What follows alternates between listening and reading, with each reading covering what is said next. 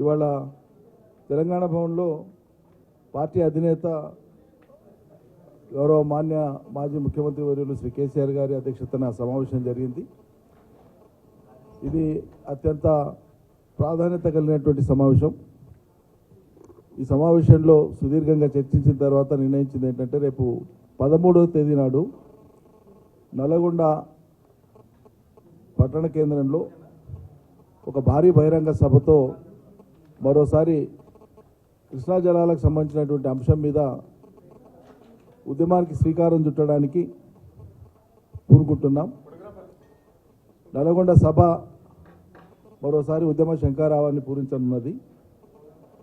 ఇది కేంద్ర రాష్ట్ర ప్రభుత్వాల మీద అవసరమైన ఒత్తిడిని తీసుకొని వచ్చి తెలంగాణ ప్రజల ప్రయోజనాలు నెరవేరేటట్లుగా ఉద్యమానికి శ్రీకారం చుట్టాలని చెప్పి నిర్ణయించడం జరిగింది. వాస్తవంగా కేఆర్ఎంబీకి కృష్ణా రివర్ బోర్డ్ మేనేజ్మెంట్కు ఈ బోర్డుకి కృష్ణా ప్రాజెక్టులను అప్పచెప్పడం ద్వారా ఇరు రాష్ట్రాలు ఇటు తెలంగాణ ప్రభుత్వము అటు ఆంధ్రప్రదేశ్ ప్రభుత్వము తెలంగాణ ప్రజల యొక్క జీవనాధారమైనటువంటి వాళ్ళ జీవన్మరణ సమస్య, తెలంగాణ ప్రజల జీవన్మరణ సమస్య ఇది. కృష్ణా నీళ్ళు అనేటువంటివి, మంచినీళ్ళు, సాగునీళ్ళు, ఈ జీవన్మరణ సమస్య మరోసారి తెర మీదకి వస్తుంది.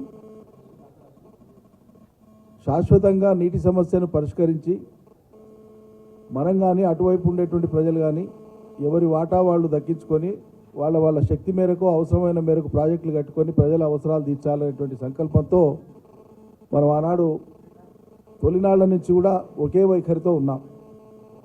కానీ వాళ్ళ దురదృష్టవశాత్తు తెలంగాణలో ఇప్పుడు ఉండేటువంటి రాష్ట్ర ప్రభుత్వం చాలా పెద్ద తప్పు చేసింది, తీరని అన్యాయం చేసింది.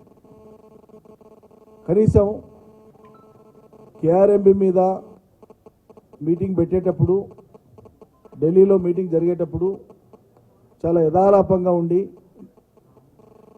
దాని మీద అప్రమత్తంగా ఉండకుండా వాళ్ళకి ఏం పట్టనట్లు ఉండి చాలా క్యాజువల్గా తీసుకున్నారు.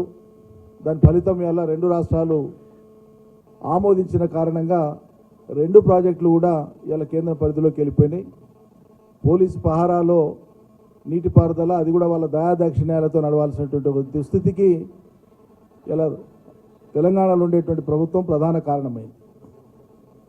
కనీసం ఇంత పెద్ద నిర్ణయం జరిగేటప్పుడు ఎవరిని సంప్రదించకుండా, రాష్ట్రంలో ఉండేటువంటి ప్రధాన ప్రతిపక్షాన్ని సంప్రదించకుండా, ఈ రాష్ట్రంలో ఉండేటువంటి ప్రజల ప్రయోజనాల కోసం ఉండేటువంటి ఇతర రాజకీయ పార్టీలను కానీ ఎవరిని సంప్రదించకుండా, నిపుణుల్ని సంప్రదించకుండా వాళ్ళు పోయి ఆమోదం తెలిపి రావడం అనేటువంటిది ఇది రాష్ట్ర ప్రయోజనాలకు గొడ్డలి పెట్టు.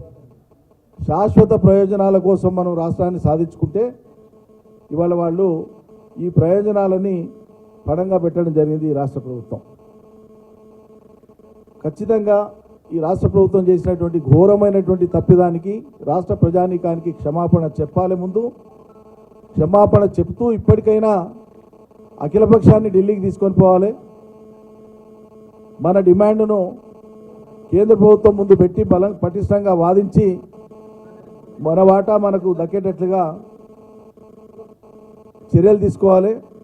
అప్పటి వరకు ఈ పోరాటాన్ని మనం కొనసాగిస్తూనే ఉంటాం వివిధ రూపాలలో, వివిధ దశలలో. ఖచ్చితంగా బీఆర్ఎస్ తెలంగాణ ప్రజల్ని సమాయత్తం చేస్తుంది. తెలంగాణ ప్రజలకు ఇంటింటికి ఈ అంశాన్ని తీసుకొని పోతుంది. ఒక నల్గొండ సభతో ఆగదు ఇది. తెలంగాణ ప్రజల ప్రయోజనం నెరవేరేదాకా, కృష్ణానది నీళ్లలో న్యాయబద్ధంగా మనకు రావాల్సినటువంటి నీటి వాటా కేంద్రం తేల్చేదాకా ఈ పోరాటం అనేటువంటిది ఆగదు. మనం వాళ్ళు అడుగుతున్నటువంటిది ఏమడుగుతున్నాం?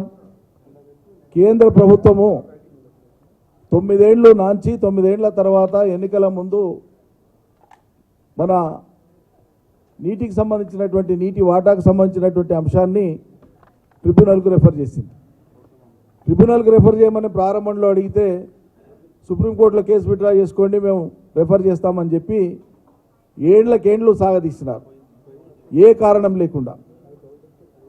కాబట్టి ఇవాళ మేము చేస్తున్న డిమాండు ఈ రాష్ట్ర ప్రభుత్వం అందరినీ కలుపుకొని ప్రజల ప్రయోజనాల కోసం కేంద్ర ప్రభుత్వం దగ్గర పట్టుబట్టాలి. మేము సిద్ధంగా ఉన్నాం. 6 మాసాల కాలంలోనే, ఈ రోజు నుంచి 6 మాసాల కాలంలోనే ట్రిబ్యునల్ తన తీర్పును వెలువరించేటట్లుగా చర్యలు తీసుకోవాలి. ప్రాజెక్టుల యొక్క నీటి కేటాయింపు లేదా కృష్ణానదిలో మన రాష్ట్ర కేటాయింపు జరగడానికే 1 దశాబ్దం పడితే మనం ప్రాజెక్టులు ఎప్పుడు కట్టుకోవాలి? మనకు అవసరమైనటువంటి ప్రాజెక్టులు